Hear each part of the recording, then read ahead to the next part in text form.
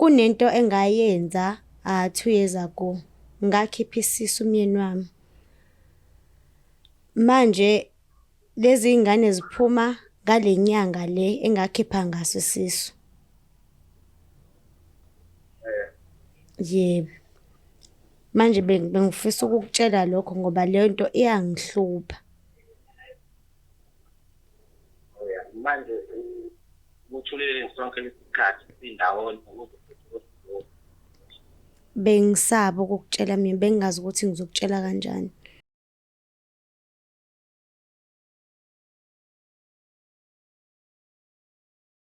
Sanibingelela bonke ababukeli beBlaqlife TV kwesinye isiqephu sethu esithi sikhipha izimfihlo. Nihleli noLungster namhlanje sisenodadewethu omncane othi kunemfihlo emshisayo usezwabona ukuthi akasivashela kaBlaqlife TV. Unjani? Ngiyaphila sasonjani? Ngiyaphila. Ngicela ubingelela ababukeli emakhaya usho ukuthi uqhamuka kuphi nendawo. Sanibonani emakhaya. Mina ngiqhamuka le kaMaphumulo. Qhamuka amaphumulo. Okay.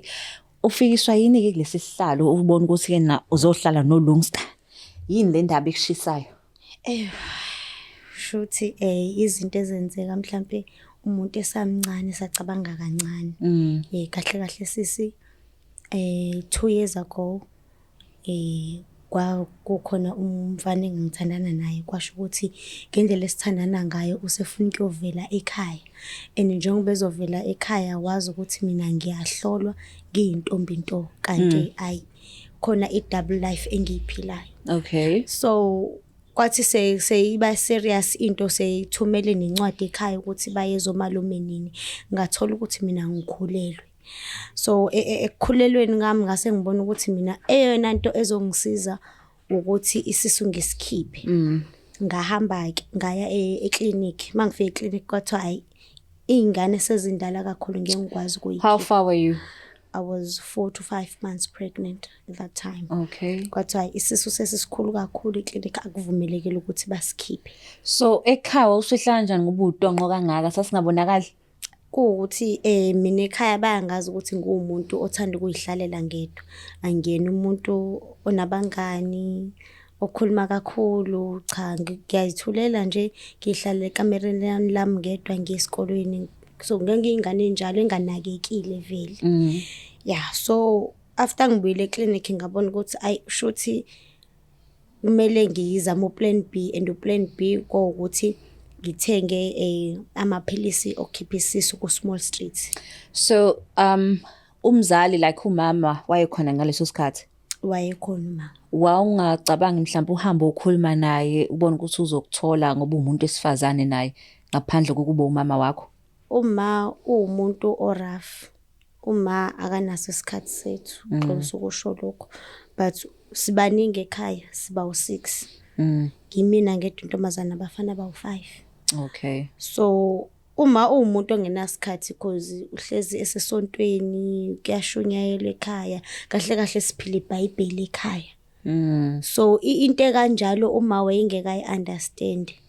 Futhi njengoba kwakusekwenzekile ukuthi ngiletha omunye umuntu uzolobola ngikhuleliswe omunye futhi. So kwaba into kanjalo. So lo wayekhulelisile yena wawungakwazi ukuthi mhlawumbe ukhulume naye? Inkinga ngangazi ukuthi ngikhuleliswe upha. Babe baningi engangibabona ngesikhathi esisodwa. Okay. Okay, so masuwatholile kamaphilisi ku Small Street? Ngawathola ke amaphilisi ku Small Street ngase ngawaphuza. Ngaloyo weekend ke ubaba weye ekhaya kugogo, uma weyihambe ne conference.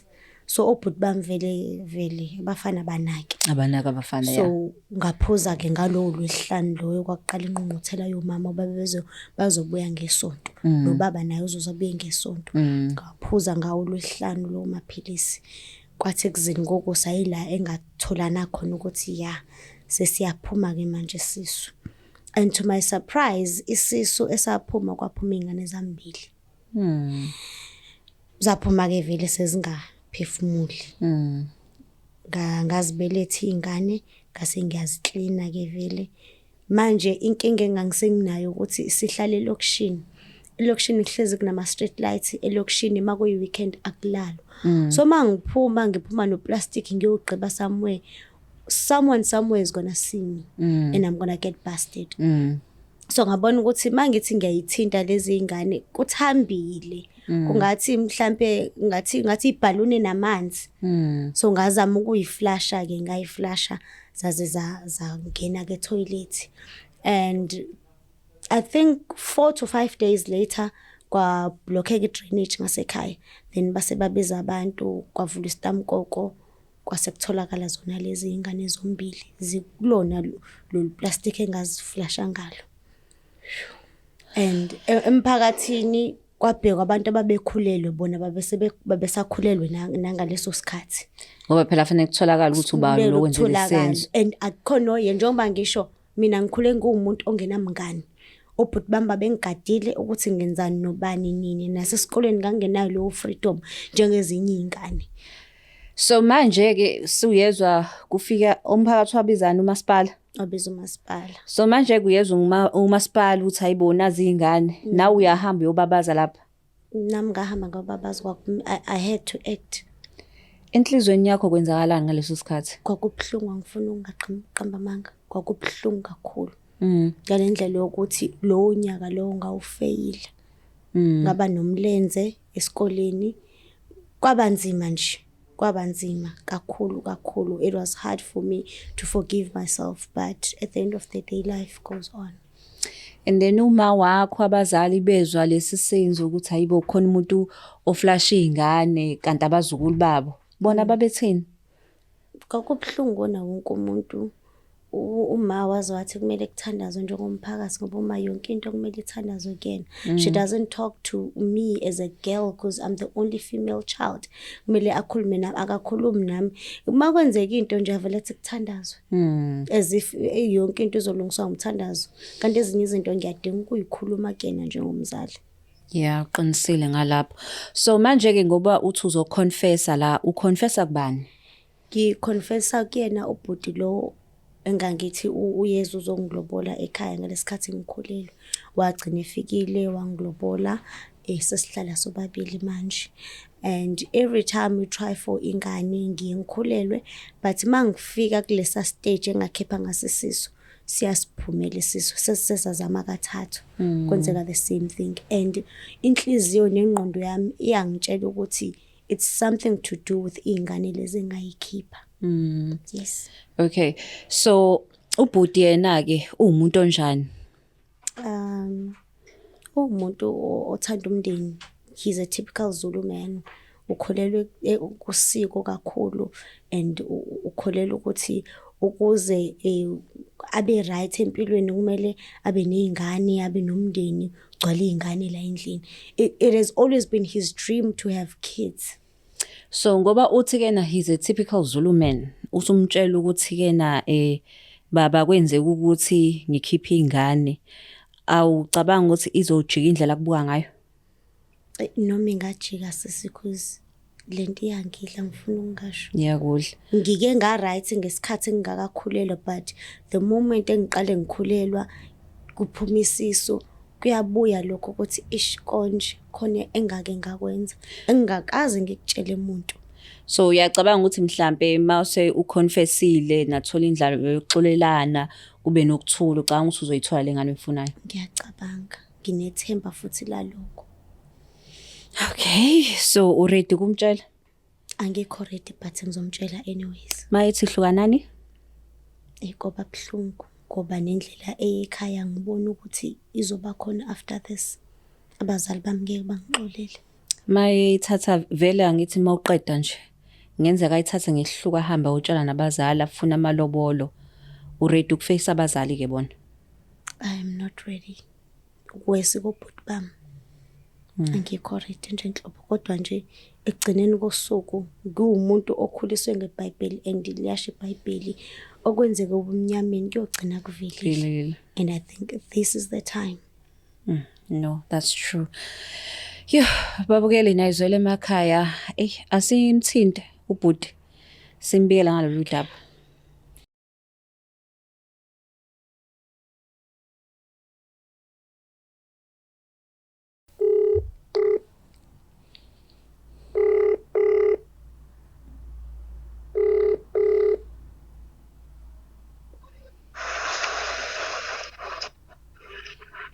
Sawubona bhuti unjani?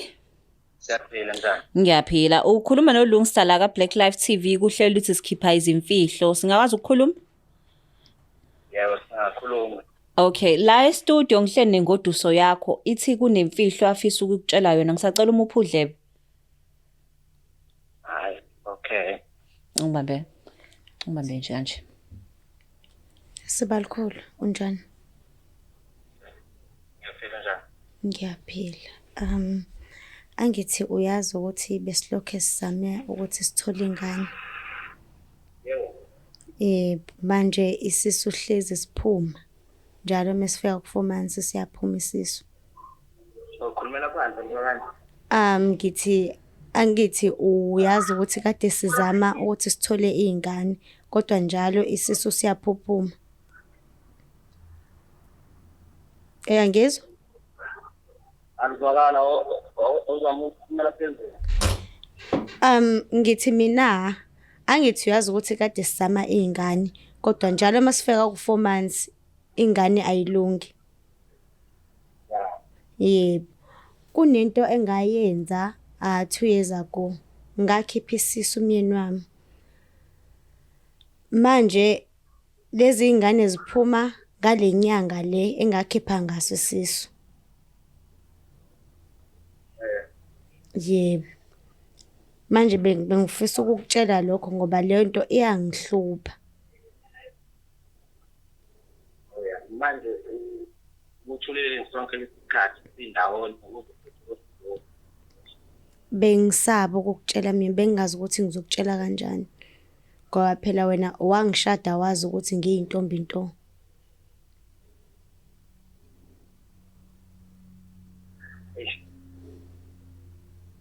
manje ekhulumeni kwakho kumele ukuthi uxolo kanye kumele ukuthi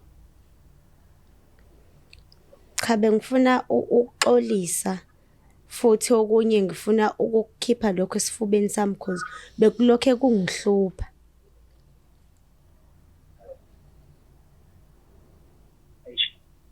kuzoba nzima kakhulu ukuxolela kuzoba nzima kakhulu.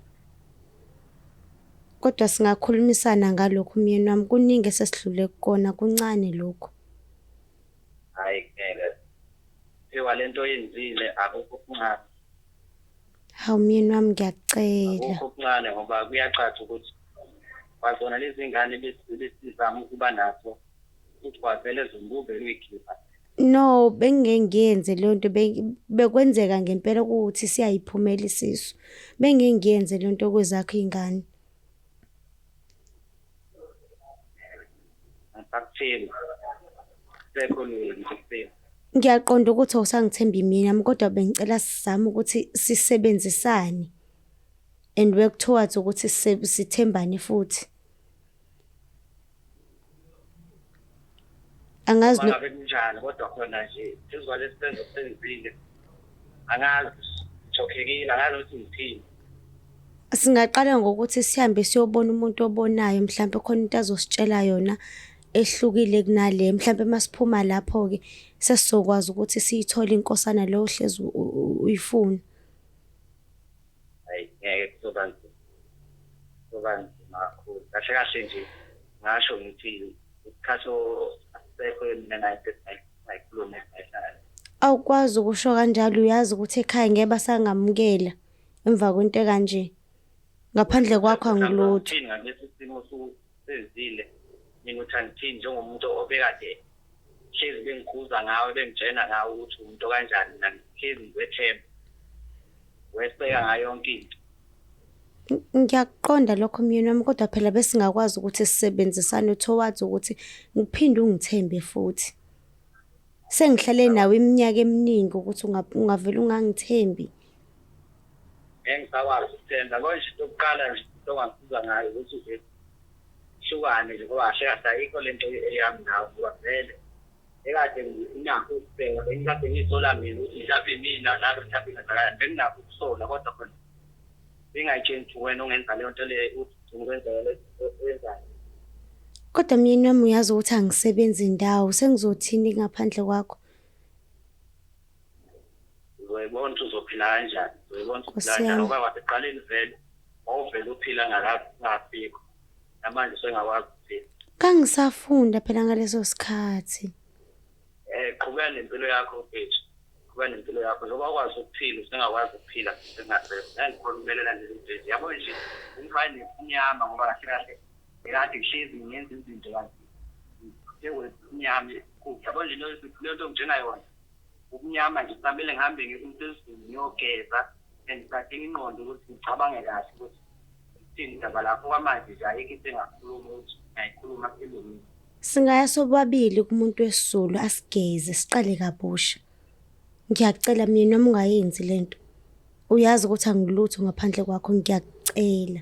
Ngiyakuncenga ayikho into engeke ngiyenze ukuthi ukubuyisa lolo thando nalelo themba futhi. Ngenza noma yini. Kuyongibulala ukuthi ungavele ungishiye nje kanjalo. Uyazi ukuthi mina ngikhule ngumuntu ongakwazi ukukhuluma nanombani. Bengiqala ukuthi ngikwazi ukuthi ngikhululeke ngoba senginawe. Hayi, ngiyakholwa. Abantu ngithi uma bezinto njengale matha ngiyaqala nje ukuyazi ukuthi bazo zonke izinto kade bengikhuza nazo wena. Kanti bakhuluma into ezikhona kwakho ukuthemba kwami waphela sengize ngakhipha yonke into ephayikini bona abazali bakho wayicabanga bazoyithini le ndaba. Ngiyabangamukela abazali bami uyabazi nje hlezi bengitshela ngeBhayibheli. Bazongibona njengosathane njengamanje. Vele uyena usathane awukwazi ukuthi ungavela ukhulume kanje vele uyena usathane. Hawu kodwa mina ngingasho kanjani into enjena ngami? Usathane. Unyaka engaphila nawe. Sawona bhuti. Yebo. Yo, ngiyazi ukuthi inzima lenzaba leyakutshela yona ingoduso yakho. Kodwa is it possible mhlambe ke uthole ukuthi umxolele ngoba uyasho ukuthi wayesamncane engacabangi kahle and futhi wayekwi position ecanga ukuthi wenza into elungile. Yabo nje uma ikhanda lami ngizanana uthi ngisi. Akulula njengoba ukukhuluma. Okay. But ngento eyenzakalile la sikhuluma ngento enasikhuluma into eyenzakalile la. So uma ungathi feedback ngakuwe nawe nje uyabona ukuthi umdala ebekuxolela. No, angithi ke wakwenza kudala lokho okwenzeka. But useza kuwena njengomyeni ukuthi hayibo baba khona into engayenza. Like uyilahla kuwena.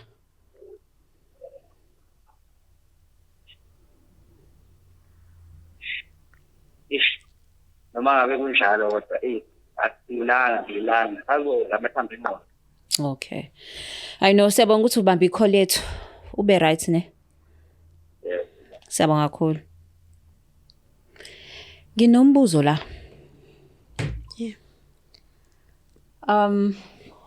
Uthi wakulobola wazi ukuthi uyintombi. Yeah.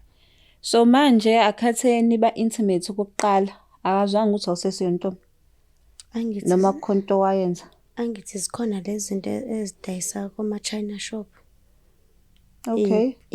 Khona ezinye enye nje iyaphuzwa enye nje okunye kuyinsipho nje. Geza ngako ukuphuze bese kuyabuyela. Oh, so akezwanga lutho. Akezwanga lutho. Okay. But uzizwa kanjani ngoba usumtshelile? Hayi. Kahle emoyeni ngizizwa ngithe emahlombe nje awamalula. Kodwa sengiyazi manje ukuthi sekuyaqala ke manje ngoba kusazokhulunywa ekhaya. Yeah. Abazali ubhuti bami umndeni wakhe vele umndeni wakhe awukazi ungithanda. But at least the steps sokuqala lezi. At least the steps sokuqala yes. And noma ekhuluma uyeza ukuthi indawo yoxolo yona ngathi khona eceleni. Umuntu uvele osupportive. Angithi kubo babengangithandi ngoba ekhaya sisindisiwe amasiko asowenzi kanti yena uyindoda yomZulu eyenzayo amasiko futhi abahlonipha amasiko kubo. So safike sashayisana kanjalo ke nomndeni wakhe. But all this time ebehlezi ewumuntu ohlezi engivikela emndenini wakhe to an extent yokuthi njengoba ewumfana omdala ekhaya uye waphuma okwakha indlu ngaphandle anomuzi wakhe kwawumuzi wethu sobabili because efuna ukuthi mina ngivikeleke kumndeni wakhe. Yes. No, ngizwa kahle nezwela-ke emakhaya. Uthi kubalulekile ukuthi-ke nasithembeke sibe neqiniso kubantu esibathandayo. Noma kunzima kangakanani, make sure ukuthi-ke na umuntu omthandayo hlezi umtshela iqiniso. Uthando alikaze lahlukaniswa iqiniso. Siyabonga kakhulu ukuthi nibe nathi kulesi siqephu esithi sikhiphe izimfihlo. Niqhubeke nihlale nathi ka-Blaqlife TV. Sinithanda nonke. Please don't forget to share, like and subscribe. Ulungsta, nginithanda kakhulu. It's the Blaqlife TV.